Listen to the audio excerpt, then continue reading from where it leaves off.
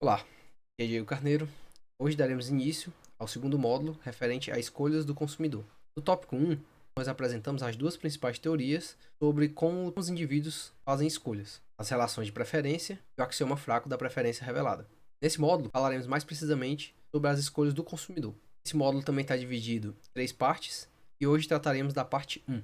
Nessa primeira parte do módulo 2, trataremos sobre algumas definições iniciais sobre as escolhas dos consumidores. Primeiro, a gente tem que entender que o consumidor ela é a unidade de decisão fundamental em microeconomia. Portanto, aqui a gente vai estudar o comportamento dele no contexto de uma economia de mercado. E você pode entender a economia de mercado como sendo um contexto em que os bens e serviços que o consumidor pode adquirir, eles estão disponíveis para compra a preços conhecidos. Assim, o problema do consumidor será escolher os níveis de consumo dos diferentes bens e serviços, os quais nós vamos chamar aqui genericamente como commodities. Por simplicidade, nós vamos assumir que o número de commodities é um valor finito, que nós vamos denotar por L maiúsculo, e cada um deles está indexado por um L minúsculo, variando de 1 até L.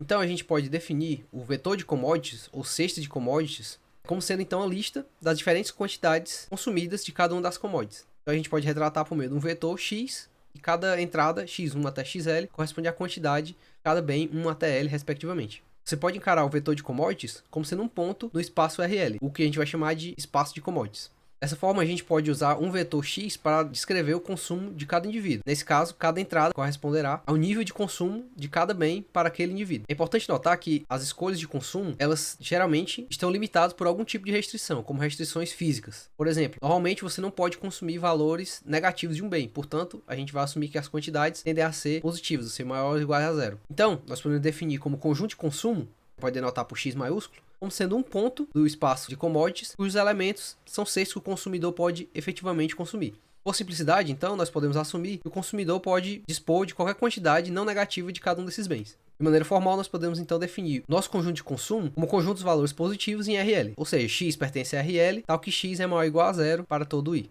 Cabe ressaltar que uma propriedade interessante desse conjunto é que ele é convexo, ou seja, se eu tiver duas cestas contidas nesse conjunto, X e X', então, se eu realizar uma combinação linear das duas, por exemplo, tomando αx mais 1 menos αx', o que eu posso chamar aqui de x duas linhas, essa nova cesta também vai estar contida em x. Além das restrições físicas, o consumidor se depara com uma importante restrição de natureza econômica. As suas decisões elas são limitadas pelas cestas pelas quais ele pode pagar.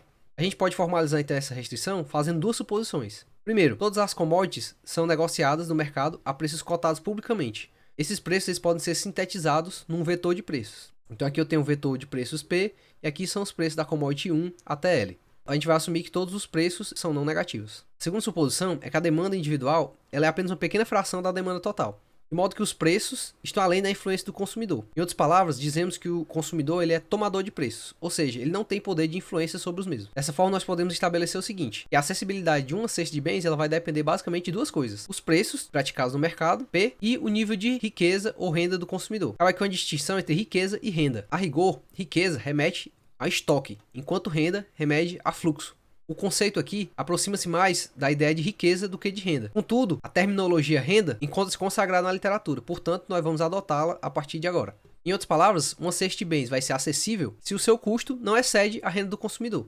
Então a gente pode denotar o seguinte: uma determinada cesta X, dados os preços P, vai ter o custo PX, que vai ser nada mais do que o preço do primeiro bem vezes a quantidade selecionada do primeiro bem, mais o preço do segundo bem vezes a quantidade selecionada do segundo bem, e assim por diante até o bem L. Essa soma, que representa o custo total, então, tem que ser menor do que a renda do consumidor, denotada aqui por W.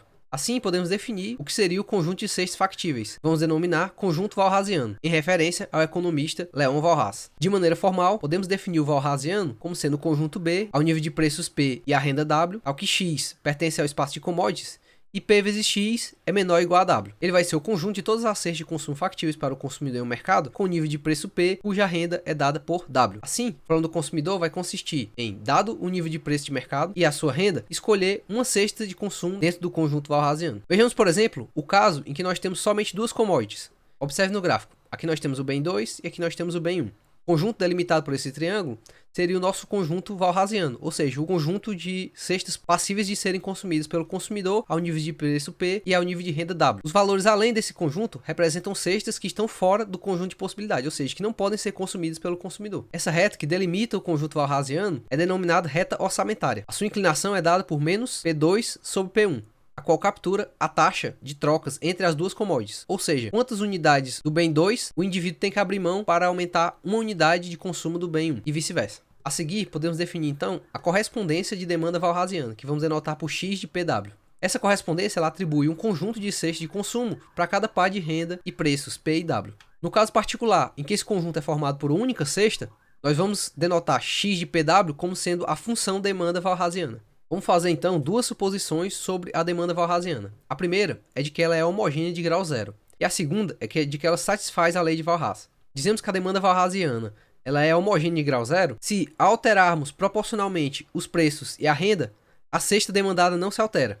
Em outras palavras, se P e W variam na mesma proporção, a demanda não se altera.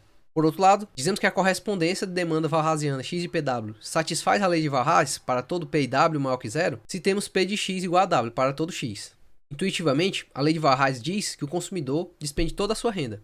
Isso pode ser entendido num sentido intertemporal, ou seja, que toda a riqueza vai ser consumida ao longo do tempo de vida do consumidor, portanto ele não deixaria heranças. Por fim, vamos assumir então que o x de PW ele é valorado unicamente. Portanto, ele representa o vetor das funções de demanda de commodities específicas, estas assumidas contínuas e diferenciáveis. Então podemos retratá-lo da seguinte maneira. Então x de PW é um vetor cujas entradas são as demandas dos respectivos bens, aos níveis de preço P e ao nível de renda W. E é isso, estas foram as definições introdutórias desse segundo módulo. Continuaremos com o estudo das escolhas do consumidor no próximo vídeo. E é isso por hoje, é só, até a próxima.